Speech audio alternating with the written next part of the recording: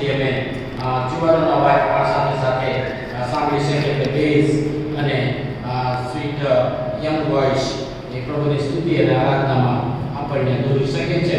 એટલા માટે ખાસ મને વિનંતી છે પણ ફરી એકવાર તમારો આભાર. તમારે ખાસ કરીને મહેનત માટે ઈશ્વરનો આભાર માનું છું. પ્રભુને ધન્યવાદ આપીએ છીએ. વાતાવરણ ગરમ છે અને એટલા માટે પરિસ્થિતિમાં આપણે પ્રભુની હજુરમાં બેઠા છીએ ત્યારે સ્વાભાવિક છે કે જરાક મન કંટાળી જાય, લાંબુ થઈ જાય, ફાળક સાહેબ મધ્યસ્થી પ્રાર્થના ગુલામી કરાવે. એવા પરિસ્થિતિમાં મન રમેતા હોઈ શકે એવી પરિસ્થિતિમાં તમે સામેલ છો છતાંય પ્રભુનો આભાર માનીએ છીએ. પ્રભુને ધન્યવાદ આપીએ છીએ. જય મસીહજી. ઈસ્ટર પછીનો પ્રથમ રવિવાર છે એટલા માટે રવિવારની સલામ આપણે જમણી ડાકે ગમતી બેઠા છે આપણે આપીએ. રવિવારની સલામ, રવિવારની સલામ, રવિવારની સલામ. પ્રભુનો આપણે ખાસ આભાર માનીએ છીએ. પ્રભુની યોજનામાં પ્રભુના સેવક રેવરેન્ડ પડવેલ સાહેબનો પ્રભુએ જે રીતે ઉપયોગ કર્યો, પ્રભુના ચોક્કસ વચન દ્વારા આપણી સાથે વાત કરી છે અને આશા અને વિશ્વાસ છે એ વચનો વારંવાર આપણે વાપરતા રહીએ ત્યારે આપણને ખ્યાલ આવે કે આપણું સમર્પણ પ્રભુ જે રીતે આપણા માટે ઉત્થાન પામ્યા છે, ઉઠ્યા છે અને ત્યાર પછી અમારા જીવનમાં એ ઉત્થાન પામેલા પ્રભુની અસર અને પ્રભુ ક્યાં છે એ બાબતની વારંવાર તપાસ કરીએ ત્યારે આપણને ખ્યાલ આવશે. અને એટલા માટે આજે સવારે તમારે આગળ એ હું રજૂ કરવા માંગુ છું કે પ્રભુ ઈસુ ખ્રિસ્ત પુનરુત્થાન પામ્યા છે અને પુનરુત્થાન પામ્યા પછી હવે આપણા જીવનમાં તેની અસર શું છે, શિષ્યોમાં તેની અસર શું હતી. જે સ્ત્રીઓ પ્રભુની સેવામાં કાલેથી યરૂશલેમ કે યહૂદિયા સુધી એને અનુકરણ કરતી હતી, સાથે સેવામાં સહભાગી હતી, સેવામાં મદદ કરતી હતી, તે સ્ત્રીઓ પર શું અસર થઈ. એની સાથે જે કબરને સીલબંધ બાંધીને જે 8 સિપાહીઓ એ વોચમેનગીરી કરતા હતા તેઓના પર શું અસર થઈ. અને ત્યાર પછી જે યહૂદી આગેવાન અને યહૂદી લોકો પર તે વખતે કઈ અસર થઈ. અને આજે તે સંદેશો સાંભળીને મારા જીવનમાં અને આપણા જીવનમાં શું અસર થઈ છે તેના વિશે આપણે જોવા માંગીએ છીએ. પ્રભુનું વચન બહુ સ્પષ્ટ કહે છે. યોહાન લખેલી સુવાર્તા 20 અધ્યાય અને 20મી કલમ એમ કહીને તેણે પોતાના હાથ તથા કૂક તેઓને દેખાડ્યા, માટે શિષ્યો પ્રભુને જોઈને હર્ષ પામ્યા. પ્રાર્થના કરી. જીવતા અને પવિત્ર મહાન પુનરુત્થાન પામેલા પ્રભુ, ફરી એકવાર અમે તમારા ચરણોમાં નમીએ છીએ. આજે જે વચનો વાંચવામાં આવ્યા છે એ દ્વારા તમે અમારી સાથે વાત કરો અને અમારા વિશ્વાસને દ્રઢ કરો. અમે બધા તમારા હાથોમાં સોંપાતા પ્રાર્થના પ્રભુ ઈસુ ખ્રિસ્તના નામમાં માંગીએ છીએ. આમેન. જેમ મેં કહ્યું તે પ્રમાણે પુનરુત્થાન દિવસે જે બાબતો અને ઘટનાઓ બની તેના વિશે આપણે ગયા રવિવારે રેવરેન્ડ પડવેલ સાહેબ દ્વારા સાંભળ્યું.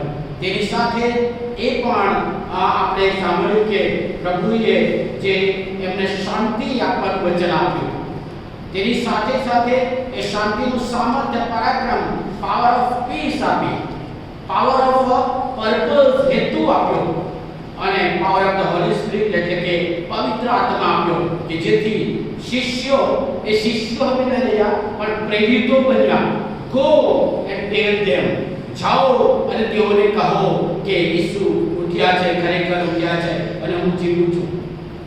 એ બાબતોના સંબંધમાં આપણે પણ ટૂંકમાં જોઈ ગયા અને આપણે કદાચ વાંચ્યું હશે કે જે સ્ત્રીઓ વિશ્વાસથી પ્રભુની સેવામાં સામેલ હતી તેઓ પ્રભુ ઈસુ ખ્રિસ્તના દફન થયું તે પણ એમણે જોયું હતું. લુકને લખેલી સુવાર્તામાં આપણે વાંચીએ ત્યારે અરિમથાઈ અને યુસુફ અને જ્યારે નિકોદેમસ એમને દફન કર્યા કરતા હતા ત્યારે એ સ્ત્રીઓ દૂર બેસીને એ કેવી રીતે એમને દફન કર્યા કરવામાં આવે તે જોયું.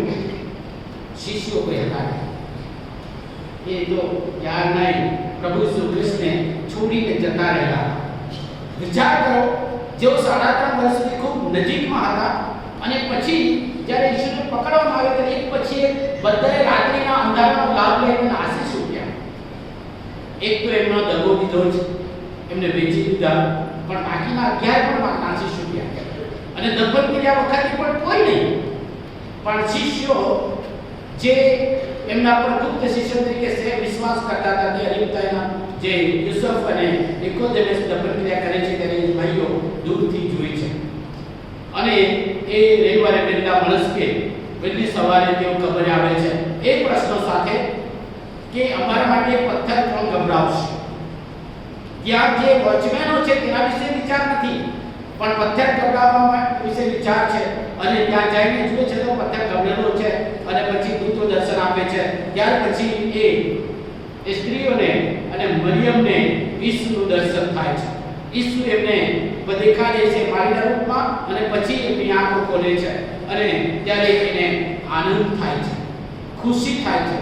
જે વચનો પ્રભુએ કહ્યા હતા તેના પર વિશ્વાસ કર્યો હતો તે એમને વાસ્તવિકતામાં અનુભવ થાય છે અને એટલા માટે તે ખુશીથી ઝૂમી જાય છે. અને ત્યારે શિષ્યોને કહેવા માટે કહે છે, ત્યારે દોડતા શિષ્યોને જઈને કહે છે. શિષ્યો વિશે લખેલું છે કે જ્યારે ભાઈઓ કહે ત્યારે તે લોકોને પોકાર લાગ્યો. બસ એ આમાં જ વાહિયાત લાગી. આ કોઈ કલ્પના છે કે કઈ લોકો ઇમેજિનમાં છે કે કોઈ બાબતોમાં લાગણી વસ્તુ છે એવું એમને લાગ્યું. અને છતાંય પીતર અને યોહાન એ દોડતા ખબર જાય છે. યોહાન જુવાન હતો એટલા માટે ઝડપથી દોડી શક્યો. પીતરની ઉંમર વધારે હતી એટલે ધીમે દોડ્યો અને એટલા માટે યોહાન પહેલા જાય છે, પીતર પછી જાય છે, પણ યોહાન કબરની અંદર પ્રવેશ કરતા નથી. અને ત્યાર પછી પીતર આવે છે, અંદર જાય છે, યોહાન પણ જાય છે અને જે કપડા એમને કપડના કપડા જોઈએ છે, જો ઘોડા પર બાંધેલો જે રૂમાલ હતો એ પણ બાજુમાં ઘડી વાળીને મૂકેલો એમણે જોયો. ચોર ચોરી કરવા, નાશ કરવા, મારી નાખવા સિવાય કોઈ મતલબથી આવે નહીં તો પછી રૂમાલ બધું ઘડી વાળીને મૂકી જાય.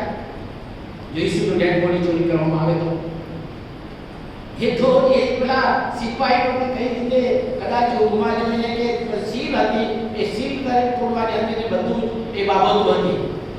અને એ બાબત બની ત્યારે સિપાહીઓએ ગભરાઈ ગયા અને શહેરમાં જઈને આગેવાનોને જણાવ્યું કે ભાઈ ત્યાંથી એવું બની ગયું, સીલ તૂટી ગઈ, પથ્થર તૂટી ગયા, ઈસુનું શબ જતું રહ્યું અને બધું જ ત્યાં કંઈ નથી.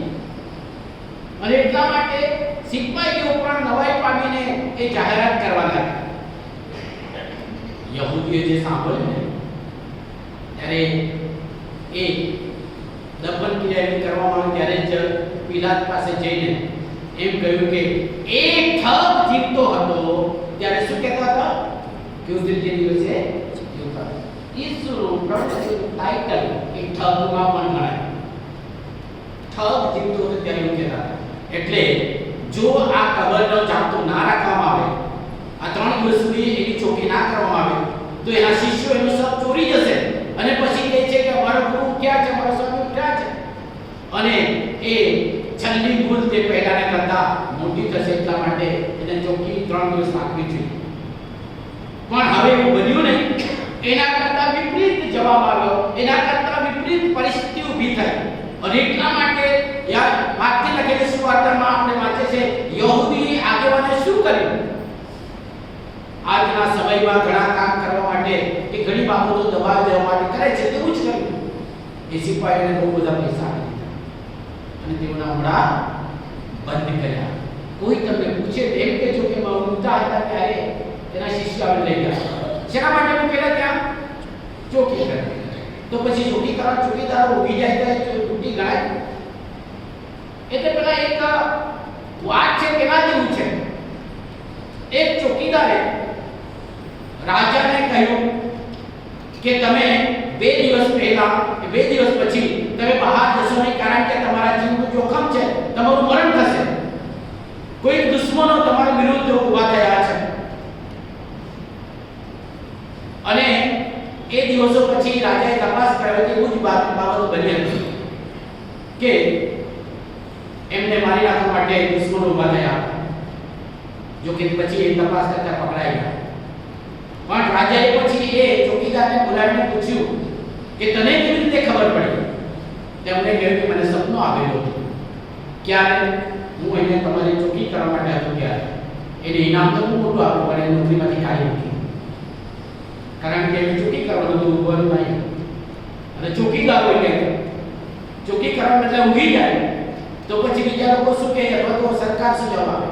પણ એમ જ કરવામાં યહૂદી આગેવાનોએ એમના મોઢા બંધ કર્યા. પણ તેની સાથે સાથે શિષ્યોને પકડવા માટે કે શિષ્યોને કઈ રીતે હવે એ લોકોને આપણે નાશ કરીએ તે બાબતનું આયોજન, તે બાબતની વિચારણા સુવાર્તામાં લખેલું નથી, પણ એ બાબતનું આયોજન કર્યું. એટલા માટે આ અઠવાડિયાના પહેલા દિવસે બધા શિષ્યો એ રૂમમાં ભરાઈ રહ્યા. લખવામાં આવ્યું છે યહૂદીના ભયને લીધે, કારણ કે હવે અમારો વારો છે, અમને પકડશે. ઈસુનું સચોરિયાનો જે ચોરીનો આરોપ અમારા પર મૂકશે, અને એટલા માટે એ ભય છે. વિચાર કરો.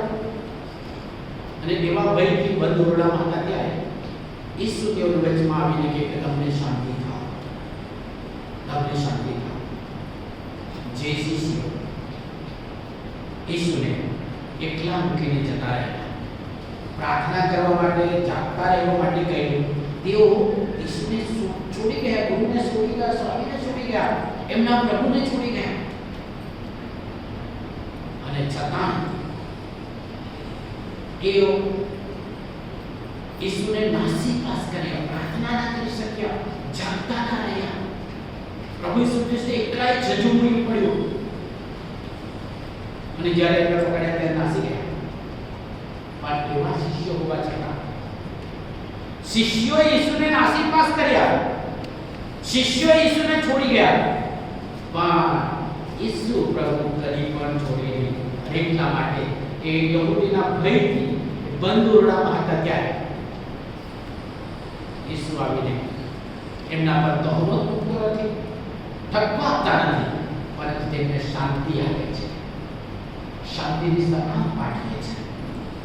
આ પ્રભુ છે જેના પર આપણે વિશ્વાસ કર્યો છે. વહાલાઓ, આપણા જીવનમાં એ પુનરુત્થાન પામેલા પ્રભુને મોટે મોટેથી આપણે કહી શકીએ કે ઈસુ ઉઠ્યા છે, હા ખરેખર તે ઉઠ્યા છે, આપણે ભૂલ્યા છે, અને ત્યાર પછી ઈસુ ક્યાં ઉઠ્યા છે ત્યાં જ રહી ગયા, અને આપણું જીવન એ ક્યાંય જતું રહ્યું. આ સાતત્ય દિવસો વિચાર કરો કે જે દિવસે ઉત્થાનનો સંદેશો સાંભળ્યો, આખા અઠવાડિયાના સંદેશા સાંભળ્યા પછી જે સમર્પણ કર્યું, અનેક અઠવાડિયામાં આપણું સમર્પણ ક્યાં છે? અને છતાંય શિષ્યોની જેમ ઈસુ આપણને શાંતિ આપે છે.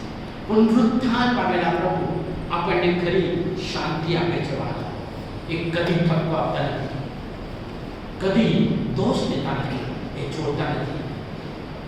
એ છોડી ગયેલા શિષ્યોને હવે પ્રેરિતો બનાવે છે. તમને શાંતિ થાઓ, તેઓના પર શ્વાસ મૂક્યો, અને ત્યાર પછી તેમને પવિત્ર આત્મા આપવા માટે સામર્થ્ય આપે.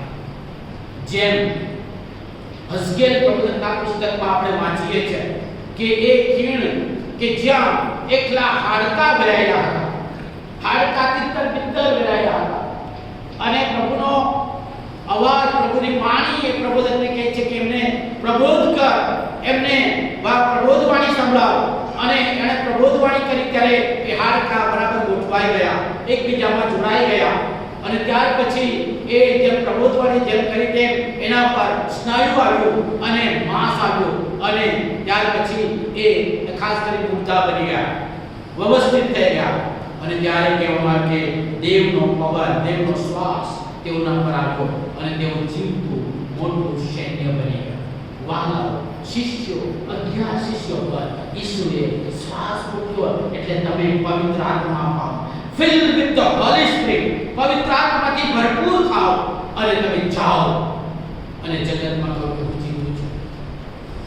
જગતમાં સાક્ષીના માટે તેઓને શિષ્યમાંથી પ્રેરિતો બનાવવા માટે ઈશ્વરે આજ્ઞા આપી. અને જે રીતે એ મોટું સૈન્ય થયું આ હિઝકિયલ પ્રબોધકના વાણીથી અને દેવને આશ્વાસથી, તેમ એ 11 શિષ્યોથી આખી દુનિયા હચમચી ગઈ, અને મોટું સૈન્ય પ્રભુની ઉત્થાન પામેલા પ્રભુના વિશ્વાસમાં જોડાયું છે. તેમાં આપણે બધા સામેલ છીએ. હાલેલુયા. અને વહાલાઓ, એટલા માટે એ પ્રભુ આપણને શાંતિ આપે છે. એ ત્વજે દેતા નથી, છોડી દેતા નથી. પુનરુત્થાન પછીની શાંતિ એ આપણે શિષ્યોને જ્યારે આપે છે ત્યારે કહે છે કે તમને શાંતિ થાઓ. અત્યાર સુધી પ્રભુ ઈસુ ખ્રિસ્ત એ કોઈ પણ જે બારિયર છે, કોઈ પણ અવરોધ છે તેમાંથી આવ્યા નથી. પુનરુત્થાન પછી ઇવન એ બંધ બારણાની અંદર એ આવી જાય છે, અને બંધ બારણાની અંદર પાછા જતા રહે છે. વહાલાઓ, એ પુનરુત્થાન પામેલા પ્રભુ જ્યારે શિષ્યોને શાંતિ આપે છે, એ શાંતિ આપણને પણ આપે છે. એ અનંતકાળ સુધીની શાંતિ છે. જગતમાં બીજા કોઈ આપી ન શકે એવી શાંતિ આપણને આપવામાં આવે છે. અને એના કારણે શિષ્યો હર્ષ પામ્યા, આનંદિત થયા. હવે આનંદ જુદી જુદી પરિસ્થિતિમાં અને સંજોગોમાં આપણને પ્રાપ્ત થાય છે, પણ જે આનંદ શિષ્યોને થયો એ આનંદ ઉત્થાન પામેલા પ્રભુ ઈસુ ખ્રિસ્તની વાત સ્વીકારવાથી અને વિશ્વાસ કરવાથી આપણને થાય છે. અને એટલા માટે આપણા જીવનમાં એક નવું જીવન આવે છે.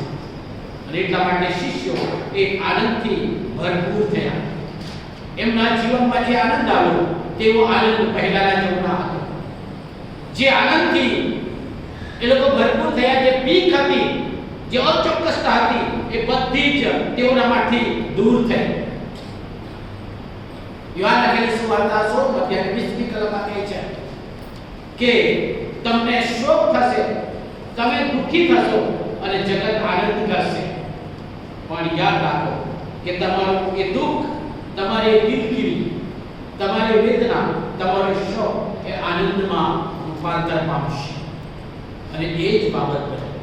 જગત જ્યારે ઈસુ ખ્રિસ્તને દફન ક્રિયા કરવામાં આવી ત્યાં સુધી આનંદ કર્યો, સેલિબ્રેટ કર્યું, ખુશ થયા કે ઠગને હંમેશા માટે કબરમાં સીલબંધ કરીને બંધ કરી દીધા. પણ એ ત્રીજે દિવસે જ્યારે ઉત્થાન પામીને એ ગભરાયેલા શિષ્યોના બંધ ઓરડામાં જ્યારે વચ્ચે જઈને શાંતિને સલામ પાઠવી, ત્યારે શિષ્યોમાં જે આનંદ અને આશા જન્મી તે હંમેશા માટે બની. અને એટલા માટે ડરપોક, એ ગભરાયેલા, અચોક્કસતામાં રહેલા શિષ્યોને જ્યારે પવિત્ર આત્માનું સામર્થ્ય આવ્યું, પાવર ઓફ હોલી સ્પિરિટ આવ્યો, ત્યારે એઓ ગમે તે લોકોની સાથે બધાને આગળ ઉભા રહીને ઈસુ ખ્રિસ્ત ક્યાં છે અને એના નામમાં પસ્તાવો કરો અને બાપ્તિસ્મા પામો એ જાહેર કરવાનું હિંમત એ પિત્તર અને તેની સાથે બીજા શિષ્યોને પણ આપી. અને વાલો એટલા માટે ઈસુ ખ્રિસ્ત ઉઠ્યા છે, આ ખરેખર ઉઠ્યા છે, ત્યાર પછીનો જે અનુભવ છે, ત્યાર પછીની જે સાક્ષી છે તે એ છે કે આપણા જીવનમાં એ હંમેશા ઉત્થાનનો આનંદ હોવો જોઈએ. ઉત્થાનની શાંતિ આપણા હૃદયમાં રાજ કરતી હોવી જોઈએ. અને જ્યારે ઉત્થાનની શાંતિ જ્યારે રાજ કરે છે ત્યારે યોહાન જેના પત્ર દ્વારા લખે છે કે અમે જેને નિહાળ્યો, અમે જેને સ્પર્શ કર્યો, અમે જેનો અનુભવ કર્યો, એ જીવનના શબ્દની સાક્ષી અમે તમને આપીએ છીએ. યોહાને તે પ્રમાણે કહ્યું કે જેથી તમારી સંગત અમારી સાથે રહે, જેમ અમારી સંગત દેવની સાથે છે તેમ આપણે બધા સંગતમાં રહે. ઈશ્વરની શાંતિ કે જે સર્વ સમશક્તિની બહાર છે તે શાંતિની સાથે આનંદ થાય અને આપણે એ સંગતમાં વૃદ્ધિ પામીએ, એમ યોહાન પોતાના વચન દ્વારા લખે છે. એ પુનરુત્થાન પામ્યા પછીની શાંતિ પ્રભુ આપે છે, એનાથી આનંદ પ્રાપ્ત કરે છે અને લોકો નવું બળ પ્રાપ્ત કરે એટલા માટે પવિત્ર આત્મા આપવા માંગે છે. અને પ્રેરિતના કૃત્યોમાં આપણે વાંચીએ છીએ ત્યારે પવિત્ર આત્મા આવે છે ત્યારે સામર્થ્યથી ભરપૂર થાય છે. વહાલો, ઉત્થાન પામેલા પ્રભુ ફક્ત શાંતિ જ આપતા નથી, આનંદ જ આપતા નથી, પણ ઈશ્વર આપણને નવું સામર્થ્ય બળ આપે છે. આપણે હવે ફક્ત ઉત્થાન પામેલા પ્રભુ ઈસુ ખ્રિસ્ત ઉઠ્યા છે, ખરેખર ઉઠ્યા છે બોલીને રહેવા માટેના નથી, આ મંડળીમાં એના માટે આપણને સામેલ કર્યા નથી, પણ ઈસુ ખ્રિસ્તના સાક્ષી થવાને માટે એ ખરેખર ઉઠ્યા છે તો મારા જીવનમાં એની શાંતિ છે. અને શાંતિ તો fruit of the Holi spirit, પવિત્ર આત્માનું ફળ હોવું છે. એ આનંદ પવિત્ર આત્માનું ફળ કે જે હંમેશા દરેક સંજોગોમાં એ ફળ આ દેખાય છે. આપણા જીવનમાં એ આનંદ અને શાંતિ દેખાવી જોઈએ ત્યારે ઈસુ ખ્રિસ્ત ક્યાં છે એમ લખે છે. પવિત્ર આત્માનું ફળ આપનાર તરીકે એના માટે ઈશ્વર આપણને ક્લાસ હોતા શિષ્યોને ટક્કો આપ્યો નહીં, તેમનો નકાર કર્યો નહીં, તેમને કોઈક બીજી બાબત કહી નહીં, પણ તેમને શાંતિ આપીને તેમને હિંમત આપી, આનંદ આપી અને પવિત્ર આત્માનું બળ આપે કે જેથી તેઓ હવે શિષ્યો જ રહે નહીં પણ પ્રેરિતો બને. વાલાઓ, આજના સમયમાં એ બાબત આપણને પણ કહે છે. આપણી પણ એક ફરજ છે, આપણી પણ એક જવાબદારી છે, કારણ કે એ વચન ઈસુ ક્યાં છે તે વચન કે સંદેશ સાંભળીને પરદેશની અંદર જે રહેનાર સુખ શાંતિમાં અને સાથે જીવન જીવી શકે કરતા હતા એવા લોકોનો એ વચન સ્વીકારીને આપણા સુધી આવ્યા, આપણા વડવાઓને તે સુવાર્તા આપી, આપણા વડવા લોકોને જે અંધકારમાંથી પ્રકાશમાં જીવનમાં લાવવા માટે તેઓ જે ધગસ અને મહેનત કરી, બધાનો ત્યાગ કરીને એ શાંતિની સુવાર્તા, એ તારણની વાત, એ આનંદ ઉત્થાન પામેલા પ્રભુ ઈસુ ખ્રિસ્તની વાત અહીંયા સુધી લાવ્યા. અને આપણે ફક્ત હવે હોશાના અને ઈસુ ઉઠ્યો છે ને ખરેખર ઉઠ્યો છે આમ કરીને બેસી રહીશું તો વહાલાઓ આપણે ઈસુને, એ ઉત્થાન પામેલા ઈસુને પ્રગટ કરી ના શકીશું. અને ઈસુ ઉઠ્યા નથી, બીજાઓની જેમ હજુ પણ આપણે દયા પામેલા બનીશું. પણ પ્રભુ ઈસુ ખ્રિસ્ત આપણને નિર્ભર રાખતા નથી, આપણને બળવાન કરે છે અને પવિત્ર આત્માનો સામર્થ્ય આપે છે. એ પવિત્ર આત્માનો સામર્થ્ય પ્રાપ્ત કર્યાથી શું થાય છે? એ ઉત્થાન પામેલા પ્રભુમાં આપણને નવું જીવન મળે છે. જે પ્રેરિતોના કૃત્યના 4થા અધ્યાય અને 32 થી 35 કલમોમાં વાંચવામાં આવ્યું, એ નવું જીવન, ન્યૂ લાઈફ, મંડળીનું નવું જીવન થાય છે. ઉત્થાન પામેલા પ્રભુ ઈસુ ખ્રિસ્તમાં શું થાય છે? આખી મંડળનું એક જ મન હતું. ઉત્થાન પામેલા પ્રભુ ઈસુ ખ્રિસ્તની શાંતિ અને સામર્થ્ય પ્રાપ્ત કરવાથી શું છે? આપણા મનના વિચારો અને આપણા હૃદયની ભાવનાઓ એક મનમાં થાય છે. અને બહુ સ્પષ્ટ લખવામાં આવ્યું છે કે વિશ્વાસ કરનારનું મંડળ એક મનનું તથા એક જીવનું હતું. આ વિશ્વાસ કરનારનું મંડળ છે. ત્યાર પછી લખવામાં છે કે પોતાના જે વાના હતા તે મારું પોતાનું છે એવું કોઈ કહેતું નહીં. આપણે તો પોતાના ઘરમાં પણ આ મારું ને આ તારું, આ મારા કિસ્સામાં, તમારા કિસ્સામાં, આ મારા કબાટમાં, તમારા કબાટમાં કે નહીં કે એ મારું તારું ક્યાં સુધી ચાલશે? આ દેહી વાસના જે આપણામાં છે, સ્વાર્થી પણ છે તે છે. પણ પ્રભુ ઈસુ ખ્રિસ્ત જો ઉઠ્યા છે તો આલાઓ આ મંડળ, આ મંડળીનું જીવન જુઓ, એક જ મનનું, એક જ જીવનું અને એક જ સાથે સર્વ સામાન્ય વિશ્વાસથી રહેતા હતા અને એ સેવા સાક્ષી આપતા હતા.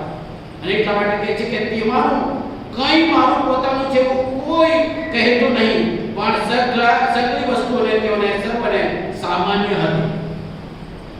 કોઈને ખોટ ના હતી, બધા સંતોષી હતા, બધા પ્રભુની સ્તુતિ અને આરાધનામાં જોડાયા હતા, બધા પ્રભુના ઉત્થાનના સાક્ષીના માટેના સહભાગી હતા, બધાના હૃદયમાં ખરેખર શાંતિ હતી, બધાના મનમાં ઉત્થાન પામેલા ઈસુનો આનંદ હતો અને બધાના જીવનમાં, શરીરમાં પવિત્ર આત્માનું સામર્થ્ય હતું. અને ત્યારે તે બની શકે છે.